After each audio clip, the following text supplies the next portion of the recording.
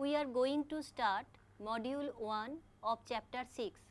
In this module, we shall discuss a new type of transformation which is known as canonical transformation. Sometimes it is found that some problems are described in terms of a new set of coordinates which express the problems in a difficult manner, but these problems can be expressed in a simpler form with the help of other set of coordinates. In such cases, it is required to transform the problems into simpler form. So, canonical transformations are needed. In Hamiltonian mechanics, it is found that it is unable to reduce the difficulty arising in solving the problems when it is treated in normal form. But with the help of canonical transformation, we can get advantage of using Hamiltonian. In this module, we shall discuss canonical transformation and related matters. First of all, necessity of such transformation will be discussed. Point transformation will be defined. We shall define canonical variable. Canonical transformation will be discussed and some properties of it will also be discussed.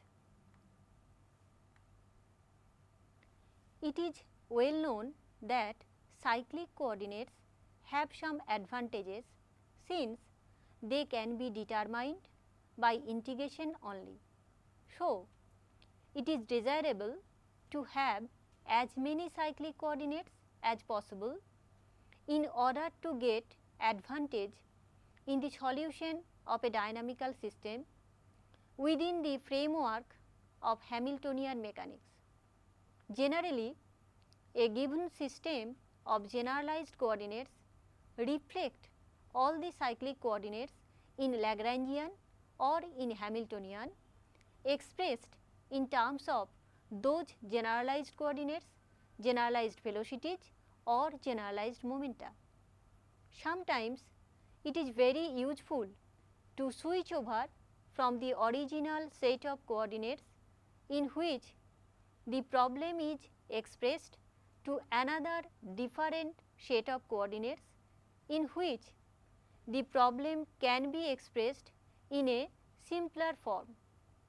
For example, in Lagrangian mechanics, if we are allowed to change the coordinates from small qi to qi dash, where small qi dash is a function of small q and time t, I varying from 1 to up to n, and if we redefine the Lagrangian of the system as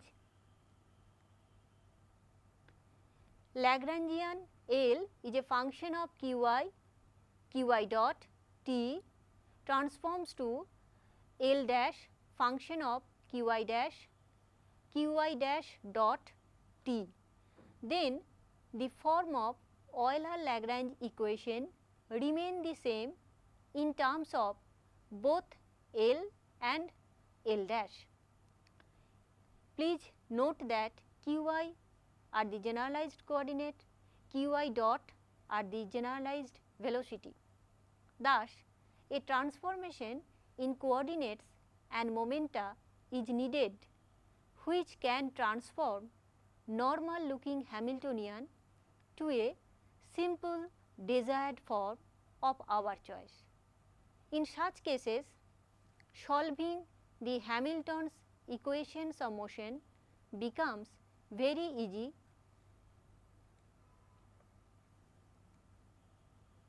Now, we shall define configuration space and phase space. The instantaneous configuration of a dynamical system is described by the generalized coordinates. The n generalized coordinates small q1, small q2 up to small qn correspond to a particular point in the n dimensional space. the n-dimensional space spanned by these n generalized coordinates of a dynamical system is called the configuration space of that system. The state of the system changes with time and the system point traces out a curve in moving through the configuration space. The curve traces out by the system point is known as trajectory or the path of the motion of the dynamical system. On the other hand, the phase space is spanned by the generalized coordinates as well as the generalized momenta. A 2n dimensional space spanned by n generalized coordinates as well as the corresponding n generalized momenta are called the phase space of that dynamical system. Now, we shall define point transformation. A transformation from a given set of generalized coordinates small q1, small q2 up to small qn to another set of generalized coordinates capital Q1, capital Q2 up to capital Qn is called a point transformation and is expressed as capital Qi equal to capital Qi function of small q1, small q2 up to small qn, I varying from 1, 2 up to n. It is called point transformation since it defines a point. In order that the inverse transformation small qi equal to small qi function of capital Q1, capital Q2 up to capital Qn for I equal to 1, 2 up to n also exists, the Jacobian of this transformation should not vanish. If the Jacobian vanishes, then the inverse transformation does not exist. This type of transformation is called point transformation as the set small q1, small q2 up to small qn represents a definite point in the configuration space spanned by these n number of small q coordinates and will lead to another definite point expressed by the transformation given by 6.1 in the configuration space spanned by the small n number of capital Q coordinates.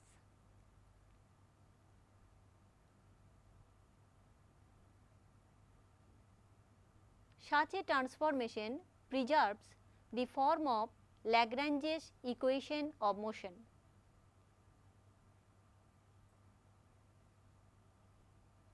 Point transformations 6.1 and 6.2 are defined over the configuration space, but Hamilton's equations of motion describe the evolution of the state of a system in its phase space.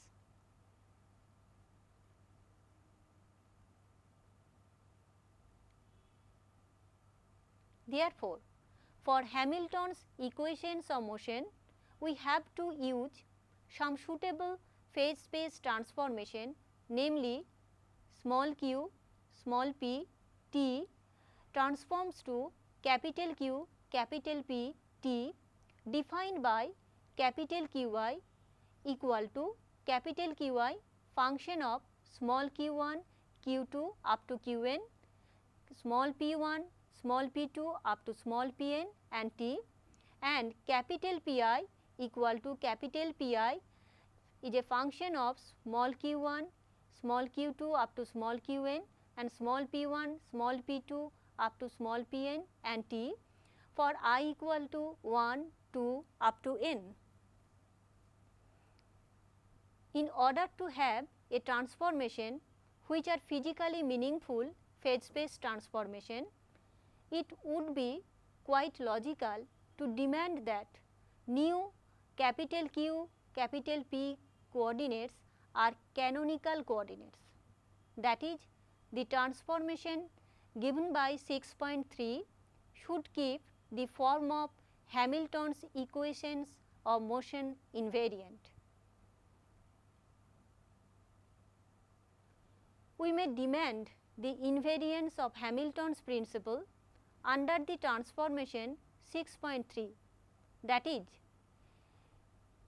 delta integration T0 to T1 summation over I equal to 1 to n small pi into qi dot minus capital H function of small q p and t dt equal to delta integration T0 to T1 summation over I equal to 1 to n capital Pi capital Qi dot minus capital K function of capital Q capital P t dt, where capital K function of capital Q capital P t is the transformed Hamiltonian, whereas capital H function of small q small p t is the original Hamiltonian. Capital K is the transformed Hamiltonian under the transformation 6.3.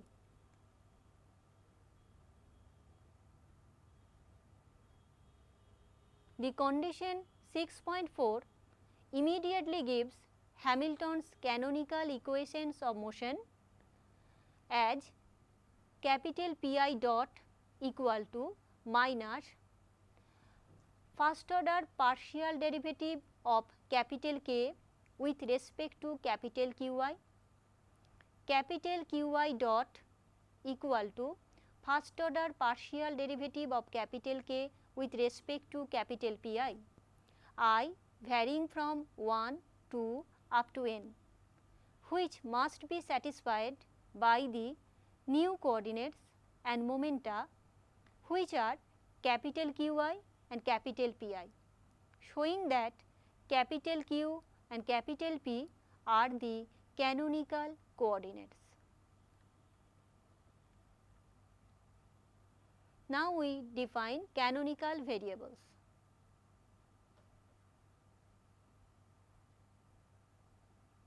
Two variables x function of t and y function of t are said to be canonical obviously in the Hamiltonian sense if x dot equal to first order partial derivative of capital K with respect to y and y dot equal to minus first order partial derivative of capital K with respect to x, where capital K is a function of small x, small y and t, and it defined over the space spanned by small x and y at any time t.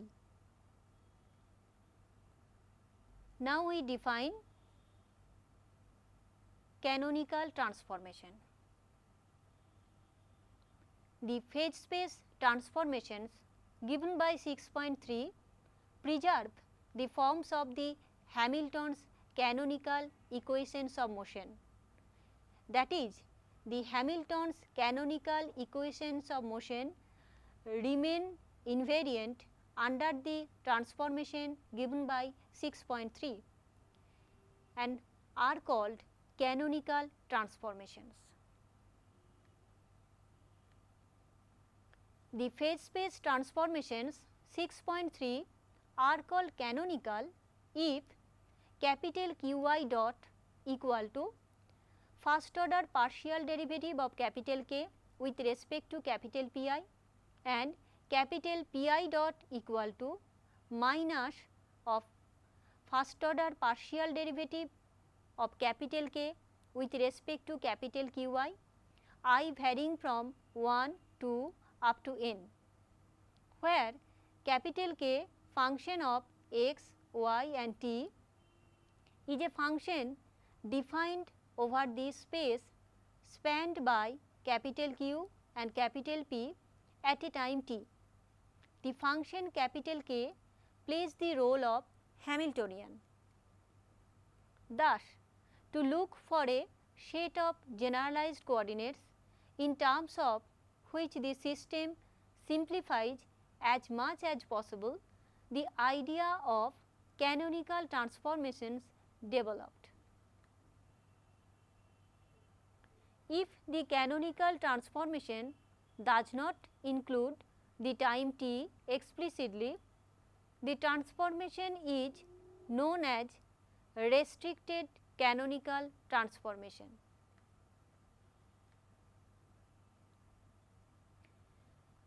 Now, one can remark that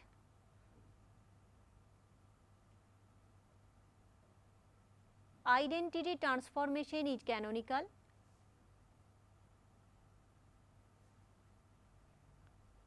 If a transformation is canonical, its inverse is also so.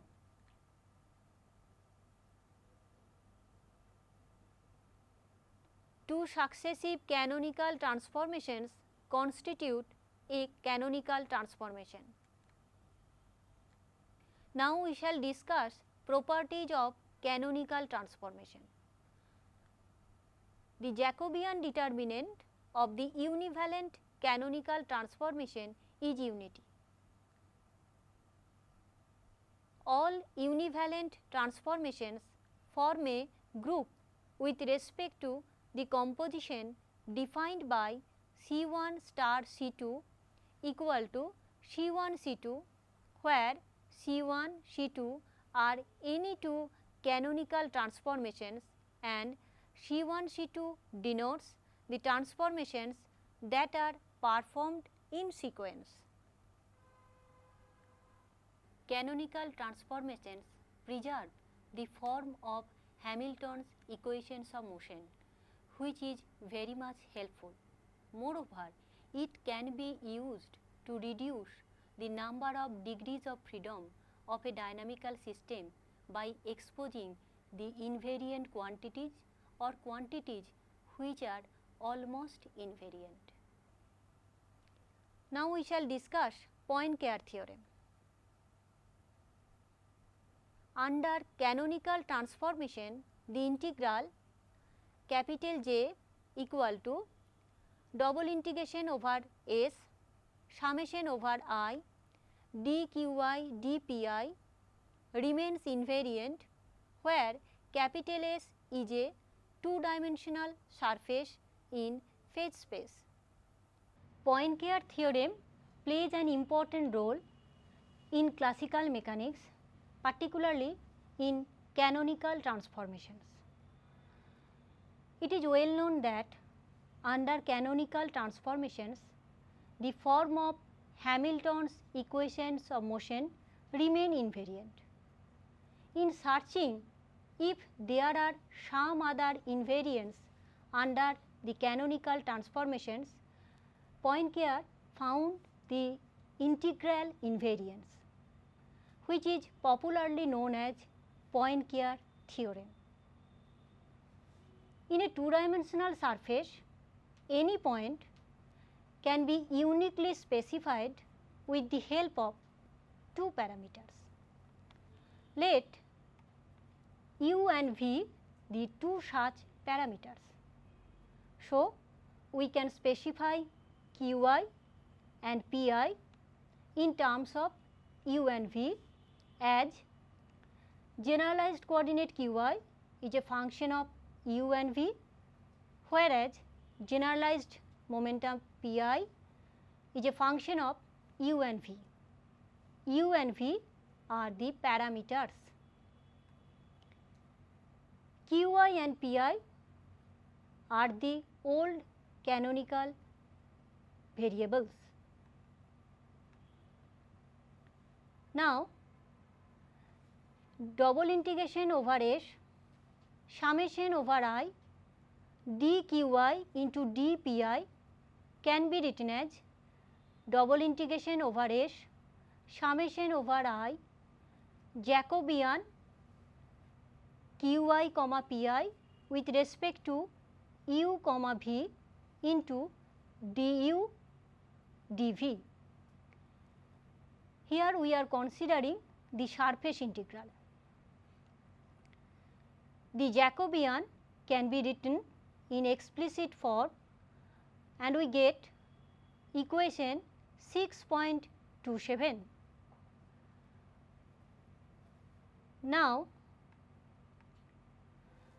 consider the canonical transformation given by capital Q suffix k, which is a function of generalized coordinate q, generalized momentum p and time t.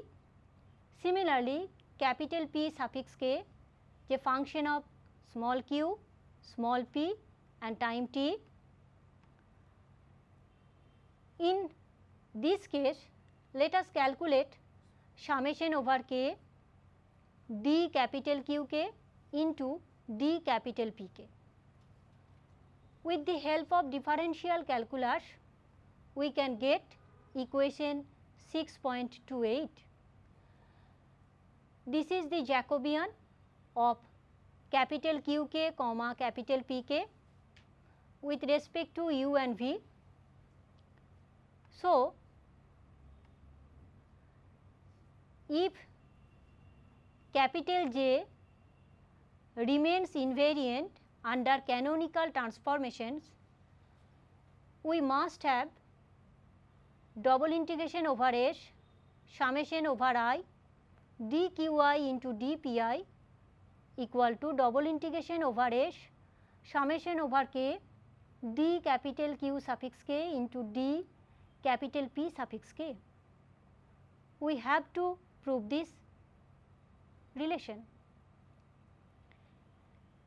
That is, we have to prove that these two surface integrals become equal. If we substitute the expression already obtained for dqi into dpi and d capital Qk into d capital Pk, then we get the next equation. Since the surface S is arbitrary, so we have to prove this identity given by equation 6.29. Thus, to prove Poincare theorem, that is J remains invariant under canonical transformation, if we can prove the identity given by 6.29, then we can prove the invariance of integrals given in the equation double integration over S summation over I dqi into dpi equal to double integration over S summation over k d capital Qk into dp capital Pk. Using some manipulation of determinant and the generating function of second kind, we can prove this identity easily. It will take some time. You can get more details about the proof from your content, and also you can get help from the reference books and also e-books available in the website. Canonical transformations play an important role in classical mechanics, particularly in Hamiltonian mechanics. In this module, we have discussed the detail about it. For this purpose, we have defined the canonical variable, point transformation, canonical transformation, its properties, and also the Poincare theorem has been discussed in detail.